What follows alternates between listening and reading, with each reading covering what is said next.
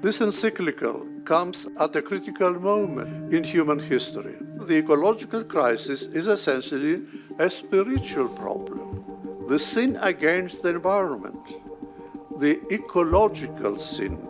This is big for the Pope. Consume less and buy less. We have to really rethink our lifestyles. He blames a lot of it on society's throwaway culture. He tweeted out that the Earth, our home, is beginning to look more and more like an immense pile of filth. Immense pile of filth. Pile of filth. The encyclical Praise Be is the most important papal document ever on the environment, backing the science on climate change, blaming free markets, holding rich nations responsible. Environmentalists and many on the left are cheering the message. The encyclical is very clear that it does not believe that market mechanisms are going to get us there. And it's put conservative Catholics like U.S. presidential hopeful Jeb Bush in a tough spot. I don't get economic policy from my bishops or my cardinals or from my pope.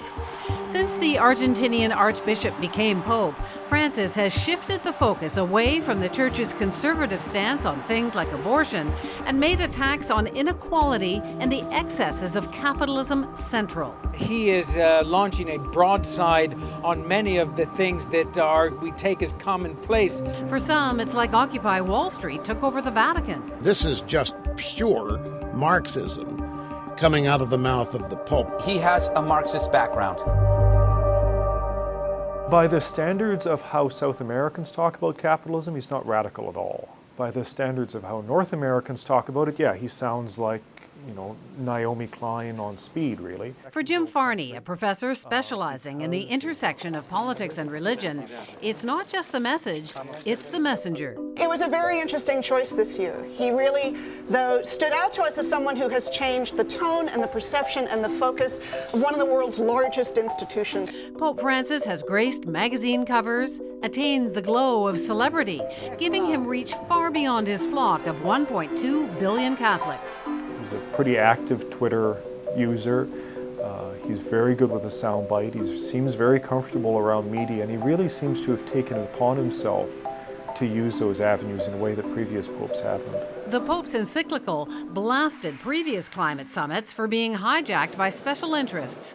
He'll want world leaders to carry that criticism to the summit in Paris this December. It would be interesting to know how the conversations he seems to be having with political leaders have gone. What happened in the 10 minutes he had with Mr. Harper last week. But for a global economy that runs on fossil fuels, the Pope's environmental message is radical.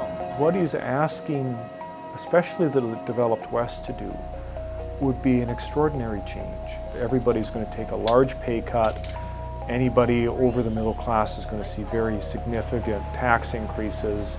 The set of public policies he's asking for, it's asking a lot of politicians to go to voters and say, this is what I'm going to do.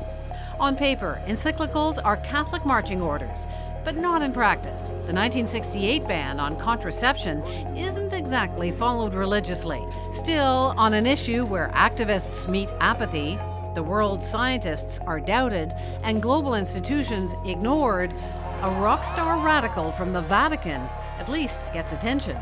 Who else could or would say this sort of thing and get more traction? Maybe he doesn't get much, but there's not many people that can speak or seem to speak with his type of moral authority. If there is going to be a message on this simply put out there in very bold terms, it's difficult to imagine it coming from anywhere else.